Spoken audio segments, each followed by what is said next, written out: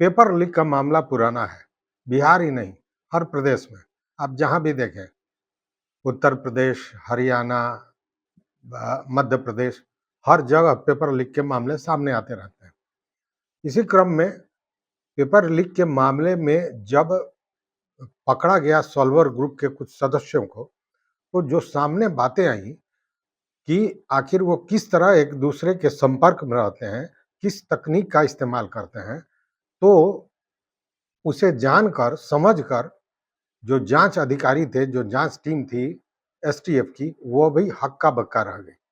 क्योंकि उसका प्रयोग आम आदमी नहीं कर सकता है, उसका प्रयोग आतंकवादी ग्रुप्स करते हैं, उसका प्रयोग नक्सली करते हैं, उसका प्रयोग बहुत बड़े स्तर के अपराधी करते हैं, क्रिमिनल्स करते हैं। और उसका प्रयोग ये सॉल्वर ग्रुप के सदस्य करते थे एक दूसरे को के संपर्क रखने के लिए। आइए जानते हैं पूरी कहानी। नमस्कार, मत अभिमत पर आपका स्वागत है। मैं हूं राकेश कुमार। मित्रों, यूपी में समीक्षा अधिकारी और सहायक समीक्षा अधिकारी के लिए प्रारंभिक परीक्षा ली गई थी, लेकिन परीक्षा का क्वेश्चन लीक कर गया था और उसके बाद तब से सॉल्वर ग्रुप की तलाश में पुलिस लगी हुई थी। इसीलिए डिप्टी एसपी लाल प्रताप सिंह के नेतृत्व में एक टीम बना था और इसकी तलाश चल रही थी। और इसी तलाशी के दौरान ये जो एसटीएफ की टीम है, इन्होंने 4 लोगों को पकड़ा है। मामला यूपी का है, यूपी समीक्षा अधिकारी, सहायक समीक्षा अधिकारी प्रारंभिक परीक्षा के पेपर लीक का। इसमें जो 4 लोग पकड़े गए, इसमें जीडी मेमोरियल पब्लिक स्कूल पारा लखनऊ के प्रधानाचार्य Abhishek Kumar, SP blue star public school Jhusi के मैनेजर कमलेश कुमार उर्फ KK, bishop Johnson girls school and college के कर्मी अर्पित विनीत यशवंत और इसका सरगना डॉक्टर शरद पटेल। इन चारों लोगों को एसटीएफ ने गिरफ्तार किया। गिरफ्तारी के बाद जब इनसे पूछताछ हुई और इनके मोबाइल की तलाशी ले गई, जांच की गई, तो पता चला कि यह सारे लोग उसी तकनीक का इस्तेमाल कर रहे थे आपस में संपर्क रखने के लिए, बातचीत करने के लिए, जिसका उपयोग आतंकी संगठन करते हैं, जिसका उपयोग नक्सली करते हैं। जी हाँ, इस ऐप का नाम है जंगी ऐप। इस और सभी के मोबाइल में जंगी ऐप डाउनलोड मिला। जंगी ऐप के साथ एक प्लस पॉइंट कहें या पुलिस से बचने का एक उपाय होता है, और वो ये कि जंगी ऐप से बातचीत करने पर वो सर्वेलांस पर नहीं आता है। मतलब पुलिस की पकड़ के वो बाहर होगा, जैसे आम मोबाइल के खुलते ही या जब आप बातचीत करते हैं और पुलिस सर्विलांस पे रखती है, तो पुलिस को इसकी जानकारी हो जाती है, आपके लोकेशन की जानकारी हो जाती है। लेकिन जंगी ऐप में सर्विलांस काम करता ही नहीं है, इसीलिए ये सुरक्षित है और इसी का उपयोग ये सारे लोग कर रहे थे। वो हैरान रह गए कि आखिर इस तरह के तकनीक का इस्तेमाल ये कर रहे हैं, जो इस्तेमाल बड़े-बड़े आतंकी संगठन करते हैं और नक्सली करते हैं।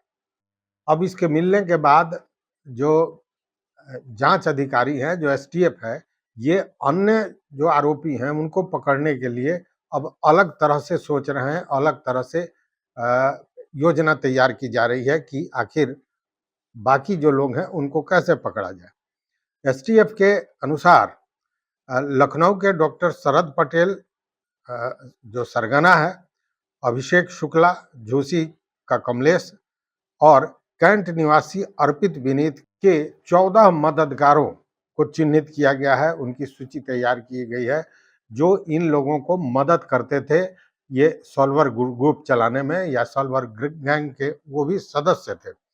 ऐसे 14 लोगों को चिन्हित किया गया है। ये सभी या तो साथ में टीम में काम कर रहे थे या बाहर से मदद कर रहे थे, मतलब प्रत्यक्ष या अप्रत्यक्ष रूप से ये मददगार थे। ये जो सभी हैं, इनको अलग-अलग ठिकानों पर छिपाया गया है।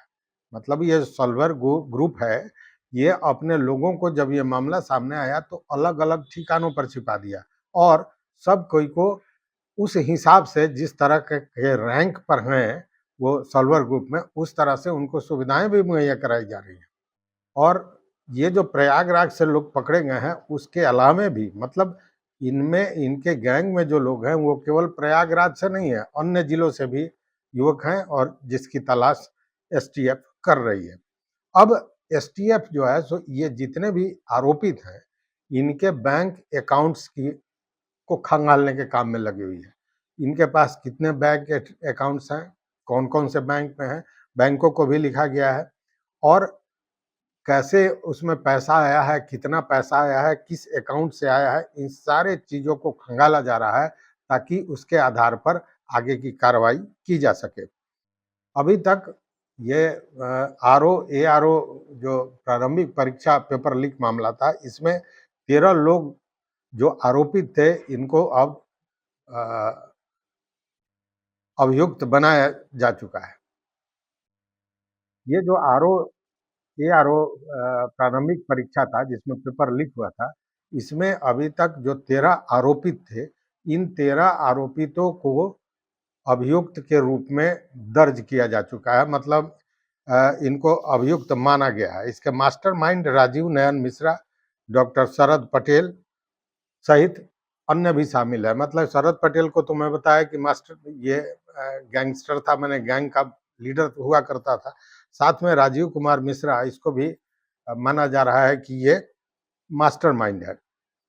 जब ये पेपर लीक हुआ था, उसके बाद आयोग के जो सचिव हैं अशोक कुमार, उन्होंने सार्वजनिक परीक्षा अधिनियम एवं आईटी एक्ट के तहत एफआईआर दर्ज किया था और उसके बाद एसटीएफ की टीम का गठन हुआ था और तहकीकात चल रही थी, जिसमें ये चीज़ें सभी सामने आई है।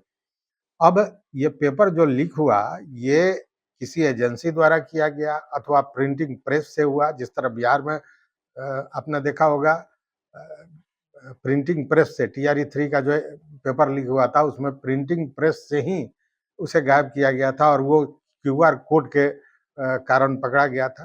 तो अब ये देखा जा रहा है कि इसका जो पेपर लीक हुआ था, किस स्तर से हुआ था, अभी तक इसका पता नहीं चला है। लेकिन इसमें एक अहम सुराग मिला है और वो सुराग है जो बिहार का रहने वाला है, सुभाष प्रकाश। जी हाँ, बिहार के मधुबनी के बौरा जयनगर का ये निवासी है सुभाष प्रकाश और बताया जाता है, जो एसटीएफ का कहना है कि ये जब पकड़ में आ जाएगा, तो सारी चीज़ों का खुलासा हो जाएगा कि ये पूरा रैकेट किस तरह चल रहा था। ये ये जो रैकेट होता है, ये लाख, 2 लाख, 10 लाख, 20 लाख का नहीं होता है, ये करोड़ों में होता है और करोड़ों में भी सैकड़ों करोड़ का ये मामला है। बिहार में देख लें, यहाँ यूपी में जो अभी चल रहा है इसको देख लें, या वेस्ट बंगाल, अभी आपने देखा होगा कि वेस्ट बंगाल में हाई कोर्ट ने लगभग 25,000 शिक्षकों की नौकरी हटा दी, को रद्द कर दिया और उसी में तत्कालीन जो शिक्षा मंत्री थे उन पर ईडी का छापा पड़ा था, जहां करोड़ों के संख्या में पैसा मिला था, जेवरात मिले थे, सारी चीज मिले थे, अभी वो जेल में है। तो ये बहुत बड़ा रैकेट है और इसी से आप अंदाज कर सकते हैं कि ये लोग किस तरह के तकनीक का इस्तेमाल करते हैं ताकि ये पकड़े न जाए। लेकिन गलत तो गलत है, पकड़ा जाना लाजमी है, आज नहीं तो कल पकड़े जाएंगे। अब बिहार का ये सुभाष प्रकाश कब पकड़ाता है, इसी पर इसका खुलासा होने वाला है। तो इस वीडियो में बस इतना ही, देखते रहिए मत अभिमत। चैनल पर नए हो तो निश्चित रूप से सब्सक्राइब कीजिए, लाइक कीजिए, दोस्तों के साथ शेयर कीजिए और अपना मत, अपना विचार जरूर दीजिए। बहुत बहुत धन्यवाद, कोटिशः आभार।